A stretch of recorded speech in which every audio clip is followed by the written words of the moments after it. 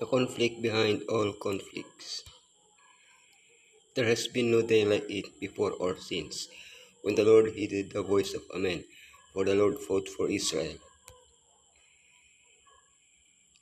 The conquest of Canaan was a war of extermination ordered by Elohim. But if Elohim is love, why did he order such a massacre? To get a glimpse into the reasons for three events, we need to zoom in.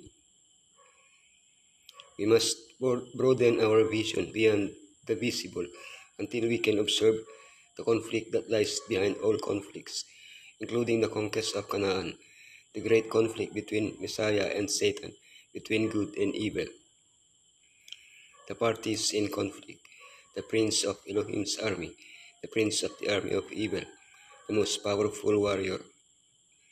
Strategies of conflict, Elohim fighting for us, we fighting for Elohim. The parties in conflict, the prince of Elohim's army. Neither he replied, but as a commander of the army of the Lord, I have now come. Then Joshua fell face down to the ground in reverence and asked him, what message does my Lord have for his servant?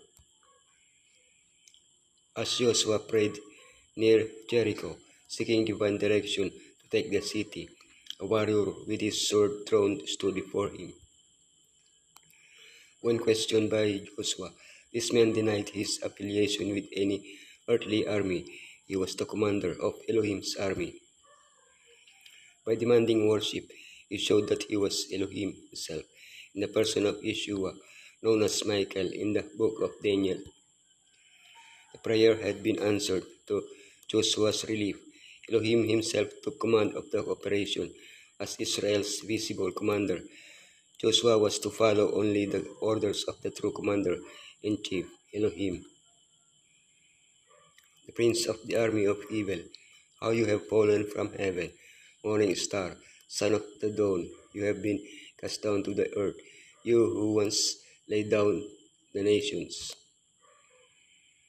We can say that he invented war. He was born a prince, a cherub of the highest rank, at the very side of Elohim, walking on burning coals, precious, perfect, endowed with free will. Like all intelligent beings created by Elohim, Lucifer decided to rebel and usurp Elohim's throne.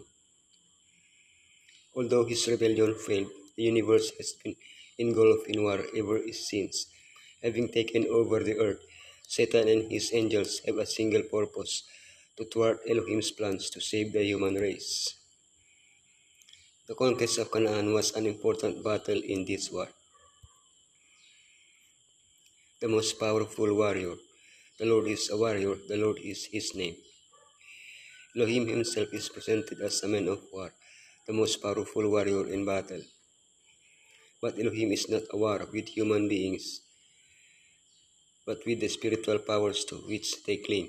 Therefore, the plagues are presented as a war against the gods of Egypt, that is, the demons. Elohim desires to eradicate evil from the earth. Therefore, he expelled from Canaan those who had chosen to side with Satan, and granted the land to the people who had decided with him. Today, the war continues, but not over territory. The fight is for its family, for its individual. There is no neutral ground. We are either with Elohim or with the enemy. The strategies of conflict. Elohim fight for us. The Lord will fight for you. You need only to be still. Elohim's original plan was to conquer Canaan by supernatural means without Israel having to fight. If it hadn't been for the people's unbelief, this would have happened.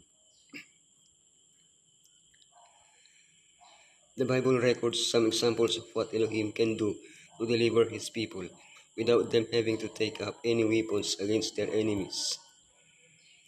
He sank the Egyptian army in the Red Sea.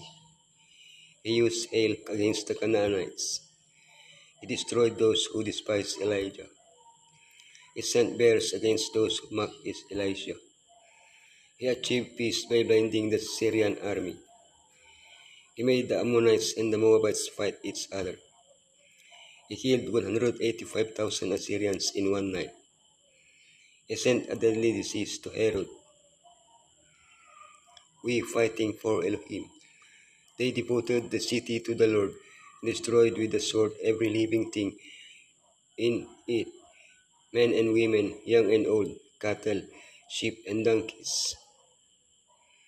As with the antediluvians or with Sodom and Gomorrah, the Canaanites had overstepped the bounds of grace and had enlisted themselves with Satan. They were all destined for the second death, eternal death. Prolonging their lives here would not change their final destiny, and Elohim allowed Israel on this occasion the capture of Canaan to take an active part in the slaughter. Why not do it himself as he had planned? Because of their unbelief, Israel's first stage of war was after declaring, "Is the Lord among us or not?" By taking an active part in the battle, physical for them, spiritual for us, we develop an unconditional trust in Elohim himself. Battles are to be fought every day. A great warfare is going on over every soul, between the Prince of Darkness and the Prince of Life. As Elohim's agents, you are to yield yourselves to him, that he may plan and direct and fight the battle for you with your cooperation. The Prince of Life is at the head of his work. He is to be with you in your daily battle with self, that you may be true to principle, that passion, when warring for the mastery, may be subdued by the grace of Messiah, that you come off more than conqueror through him that had loved us.